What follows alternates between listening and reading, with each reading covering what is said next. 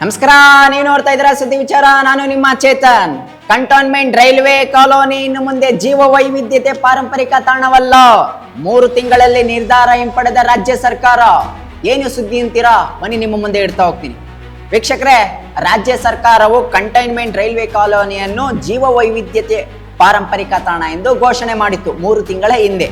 ಅದಕ್ಕಿಂತ ಮುಂಚೆ ರಾಜ್ಯ ಸರ್ಕಾರ ಏನು ಮಾನ್ಯ ಶ್ರೀ ಈಶ್ವರ್ ಖಂಡ್ರೆ ಅವರು ಒಂದಿಷ್ಟು ಅಲ್ಲಿ ಪರಿಸರವಾದಿಗಳಾಗ್ಬೋದು ಅಥವಾ ಒಂದಿಷ್ಟು ಜನ ಆಗ್ಬೋದು, ಒಂದಿಷ್ಟು ಅಲ್ಲಿನ ಸುತ್ತಮುತ್ತ ಇರುವಂಥ ಜನರು ಸಹ ಅಲ್ಲಿ ಹೋರಾಟ ಮಾಡ್ತಾ ಇರ್ತಾರೆ. ಪರಿಸರನ ಉಳಿಸ್ಕೋಬೇಕು, ಅಲ್ಲಿನ ಮರ ಗಿಡಗಳನ್ನು ಕಡಿಬಾರ್ದು, ಇದನ್ನ ಪಾರಂಪರಿಕ ತಾಣ ಮಾಡಬೇಕು ಅಂತ ಒಂದಿಷ್ಟು ಹೋರಾಟ ಮಾಡ್ತಾ ಇರ್ತಾರೆ. ಕೊನೆಗಲ್ಲಿ ಈಶ್ವರ್ ಖಂಡ್ರೆ ಅವರು ಬಂದು ಇದನ್ನ ವೀಕ್ಷಣೆ ಮಾಡಿ ಕೊನೆಗೆ ಅದನ್ನ ಪಾರಂಪರಿಕ ತಾಣ ಅಂತ ಮಾಡಿರ್ತಾರೆ.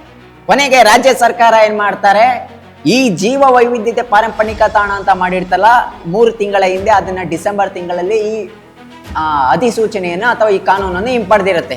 ಯಾವ ಕಾರಣಕ್ಕೆ ಅಂತ ಜನರು ಆಕ್ರೋಶವನ್ನು ವ್ಯಕ್ತಪಡಿಸ್ತಿರ್ತಾರೆ. ರಾಜ್ಯ ಸರ್ಕಾರ ಯಾವ ಕಾರಣಕ್ಕೋಸ್ಕರ ಇದನ್ನು ಹಿಂಪಡೆದಿದೆ, ಒಳಗಡೆ ಏನಾಗಿದೆ, ಒಂದು ಬಾರಿ ಜನರು ಏನಾದ್ರು ಅಥವಾ ಪರಿಸರವಾದಿಗಳು ಕೇಳಿ ನೋಡಿದ್ರೆ ಯಾವುದಕ್ಕೂ ಉತ್ತರ ಕೊಡ್ತಿಲ್ವಂತೆ ರಾಜ್ಯ ಸರ್ಕಾರ. ಯಾಕೆ ಜೀವ ವೈವಿಧ್ಯತೆ ಪಾರಂಪರಿಕ ತಾಣ ಎನ್ನುವುದು ಹಿಂಪಡೆದಿದ್ದೀರಾ, ಇದರಿಂದ ಏನಿದೆ ಸಮಸ್ಯೆ? ಒಂದು ಬಾರಿ ಭರವಸೆ ಕೊಟ್ಟಿರ್ತೀರಾ, ಮಾಡಿರ್ತೀರಾ, ಇದನ್ನ ಅಧಿಸೂಚನೆ ಹೊರಡಿಸಿರ್ತೀರಾ, ಕಾನೂನು ತಂದಿರ್ತೀರಾ, ಆದ್ರೆ ಇದನ್ನ ಯಾಕೆ ಹಿಂಪಡೆದಿರ್ತೀರಾ ಅಂತ ಒಂದಿಷ್ಟು ಜನರು ಆಕ್ರೋಶನ ವ್ಯಕ್ತಪಡಿಸ್ತಾರೆ. ಈ ನಿರ್ಧಾರದಿಂದ ಪರಿಸರವಾದಿಗಳು, ಸಾರ್ವಜನಿಕರು ತುಂಬಾ ಅಸಮಾಧಾನವನ್ನು ವ್ಯಕ್ತಪಡಿಸಿ ಯಾವ ಒತ್ತಡದಿಂದ ಈ ಕ್ರಮವನ್ನು ಕೈಗೊಂಡಿದ್ದಾರೆ ಒಂದಿಷ್ಟು ಅನುಮಾನವನ್ನು ಸಹ ವ್ಯಕ್ತವಾಗಿದೆ. ಒಟ್ಟಿನಲ್ಲಿ ರಾಜ್ಯ ಸರ್ಕಾರ ಇದನ್ನು ಹಿಂಪಡೆದಿರುವುದು ಒಂದಿಷ್ಟು ಪರಿಸರವಾದಿಗಳಿಗೆ ಒಂದು ಆಕ್ರೋಶವನ್ನು ಉಂಟು ಮಾಡಿರುವುದು ಖಂಡಿತ. But railway colony, cantonment railway ಕಾಲೋನಿಯ ಒಂದಿಷ್ಟು ನಾವು ವಿಷಯ ನೋಡ್ತಾ ಹೋಗ್ಬೋದು. ಅಲ್ಲಿ 50ಕ್ಕೂ ಅಧಿಕ ಪ್ರಭೇದದ 371 ಪಾರಂಪರಿಕ ಮರಗಳಿರ್ತವೆ, ಕೂಡಿರ್ತವೆ. ಜೊತೆಗೆ ಅಲ್ಲಿನ ವಿಶೇಷ ಇನ್ನೊಂದೇನು ಅಂದರೆ, ಮಹಾತ್ಮ ಗಾಂಧೀಜಿಯವರು ಸ್ವತಂತ್ರ ಹೋರಾಟಗಾರರ ಕುರಿತು ಒಂದು ಸಭೆ ಮಾಡಿದಂಥ ಜಾಗ ಅದು.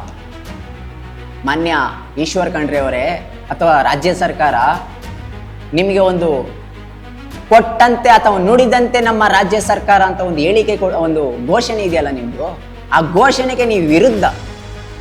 ನಮ್ಮ ಸರ್ಕಾರ ನುಡಿದಂತೆ ನಡೆದುಕೊಳ್ಳುತ್ತೆ ಅಂತಿರಲ್ಲ ಸ್ವಾಮಿ, ಇದು ನೀವು ನುಡಿದಂತೆ ನಡೆದುಕೊಳ್ಳಿದಿರುವುದಾ? ಬಲಗೈಯಲ್ಲಿ ಕೊಟ್ಬಿಟ್ಟು ಎಡಗೈಲಿ ಈಸ್ಕೊಳ್ಳೋದಲ್ಲ. ಪರಿಸರ ಅಂದಮೇಲೆ ಅದು ಕೊಟ್ಟ ಮಾತಂತೆ ನಡ್ಕೋಬೇಕು ನೀವು ಸರ್ಕಾರ. ಜೀವ ವೈವಿಧ್ಯತೆ ಪಾರಂಪರಿಕ ತಾಣಕ ಮಾಡಿದ್ದೀರಾ, ಕಂಟೈನ್ಮೆಂಟ್ಸ್ ಅನ್ನ ಹಂಗೆ ಇರಬೇಕು. ಯಾವ ಕಾರಣಕ್ಕೋಸ್ಕರ ನೀವು ಅದನ್ನ ಹಿಂಪಡೆದಿದ್ದೀರಾ? ಡಿಸೆಂಬರ್ ಅಲ್ಲಿ ಈ ತಿಂಗಳಲ್ಲಿ ಹಿಂಪಡೆದಿದ್ದೀರಾ. ಬೆಂಗಳೂರು ಇದರ ಒಂದಿಷ್ಟು ಉನ್ನತ ಮೂಲಗಳ ಪ್ರಕಾರ ಯಾವ ಇದನ್ನ ಹಿಂಪಡೆದಿದ್ರೆ ಅಂತ ನೋಡ್ತಾ ಹೋದಾಗ, ಏನು ಬೆಂಗಳೂರು ಉಪನಗರ ರೈಲ್ವೆ ಯೋಜನೆ ನಿಧಿ ಸಂಗ್ರಹಿಸುವ ಉದ್ದೇಶದಿಂದ, ಅಂದ್ರೆ ರೈಲ್ವೆ ಭೂ ಅಭಿವೃದ್ಧಿ ಪ್ರಾಧಿಕಾರ ಮತ್ತೆ ಒಂದಿಷ್ಟು ಖಾಸಗಿ ಸಂಸ್ಥೆಯವರೊಂದಿಗೆ 60 ವರ್ಷಗಳ ಅವಧಿಗೆ ಈ ಪ್ರದೇಶವನ್ನು ಸರ್ಕಾರ ಗುತ್ತಿಗೆ ಕೊಟ್ಟಿರುತ್ತೆ. ಜೊತೆಗೆ 362 ಮರಗಳನ್ನು ಕಡಿಬೇಕು.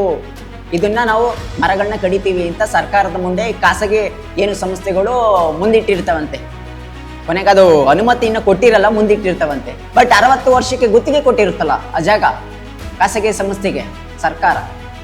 ಅದರ ಉದ್ದೇಶದಿಂದ ಏನು ಒಂದಿಷ್ಟು ಪ್ರಭಾವಿ ರಾಜಕಾರಣಿಗಳಾಗ್ಬೋದು, ಒಂದಿಷ್ಟು ಕೇಂದ್ರ ಸರ್ಕಾರ ಪ್ರಭಾವಿ ರಾಜಕಾರಣಿ, ಇದರಿಂದ ಒಂದಿಷ್ಟು ಸರ್ಕಾರ ಈ ಪಾರಂಪರಿಕ ತಾಣವನ್ನ ಕಾನೂನನ್ನು ಹಿಂಪಡೆದಿದೆ ಅಂತ ಒಂದಿಷ್ಟು ಸುದ್ದಿಗಳು ಹರಿದಾಡ್ತಿವೆ.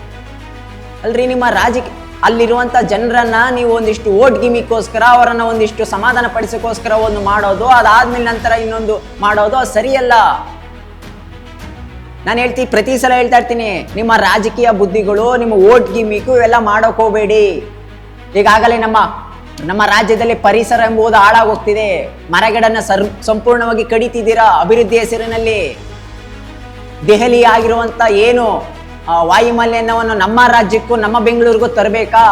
ಲೆನ್ಸ್ ಸ್ಪೇಸ್ ಅದನ್ನ ಹಾಳು ಮಾಡಕ್ ಹೋಗ್ತಾ ಇದ್ದೀರಾ. ಯಾಕೆ ಈ ಆದೇಶವನ್ನು ಹಿಂಪಡೆದಿದ್ದೀರಾ? ಒಟ್ಟಿನಲ್ಲಿ ಇದಕ್ಕೆ ಸರ್ಕಾರ ಇದಕ್ಕೆ ಒಂದು ಉತ್ತರ ಕೊಡ್ಲೇಬೇಕು.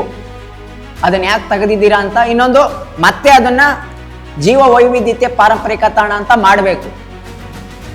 ಖಂಡಿತ ಇದು ಮಾಡೋವರೆಗೂ ನಮ್ಮ ಸುದ್ದಿ ವಿಚಾರ ಪ್ರತಿ ಸಲ ಸುದ್ದಿನ ಮಾಡುತ್ತೆ. ಜನರ ಅಭಿಲಾಷೆಯೂ ಸಹ ಇದೇ ಆಗಿದೆ. ಇದಾಗಿತ್ತು ಇವತ್ತಿನ ಸುದ್ದಿ ವಿಚಾರ. ಸುದ್ದಿ ನಮ್ಮದು, ವಿಚಾರ ನಿಮ್ಮದು. ನಮಸ್ಕಾರ.